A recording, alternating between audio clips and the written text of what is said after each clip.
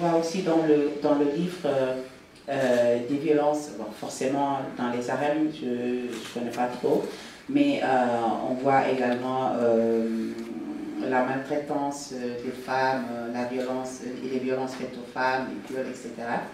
Est-ce qu'un engagement politique ou c'est parce que c'est sur le livre que vous mettez ça, ou bien il y a en dehors de cet ouvrage-là, est-ce qu'il y a un engagement politique concernant les violences de femmes? En fait, j'ai voulu parler de la traite arabe par rapport à la jeunesse africaine, par rapport à la réalité qu'on vit aujourd'hui.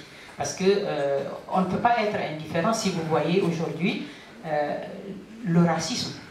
Le racisme qu'on voit dans les pays arabes, que beaucoup d'Africains subissent, malheureusement, que vous soyez étudiant, touriste ou autre, il y a quand même des problèmes très sérieux. Et des problèmes que nous n'évoquons pas. Hein, on esquive la question, elle est très importante.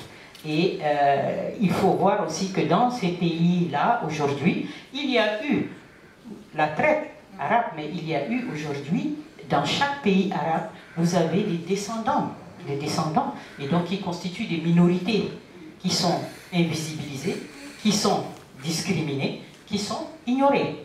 Et pourtant, ils sont là depuis des siècles, et ils doivent être normalement algériens, tunisiens, marocains, tout ce qu'on veut, arabes, de l'Arabie saoudite, saoudien et tout. Mais il y a un grand racisme et il faut bien se poser la question. Et à travers cette traite arabe et cette histoire de cette jeune fille, on remonte et on comprend comment et pourquoi il y a cette survivance de ce racisme où le noir est un esclave. Et c'est dommage. Pourtant, à l'époque, il y a eu même des blancs qui ont été esclaves. Mais après ça, quand l'Europe, les guerres sont terminées, les pays sont devenus vraiment souverains, il n'y a plus d'esclaves. Mais la survivance des communautés noires, descendantes d'esclaves certes, mais qui sont là depuis des siècles, dans ces pays-là, on ne veut pas reconnaître une citoyenneté à ces gens-là. Ça nous pose des problèmes, beaucoup de problèmes, et que normalement, nous les Africains, on doit les poser. Voilà. Et donc, ce livre-là permet de parler de tous ces problèmes-là, de tous ces problèmes. Et il y a une survivance, malheureusement, aujourd'hui.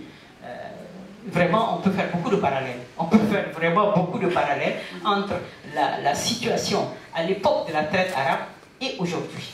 Vous savez, si vous regardez vraiment très sérieusement les choses et honnêtement, vous vous dites, mais est-ce que ça a disparu?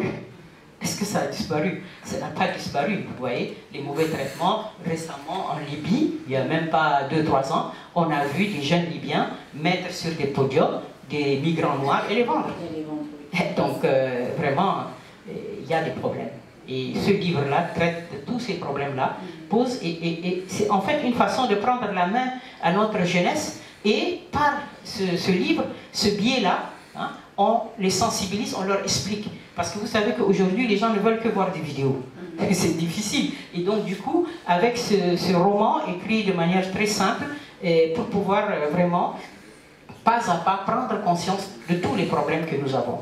Et je pense que les pays africains devraient regarder de près tous ces problèmes-là.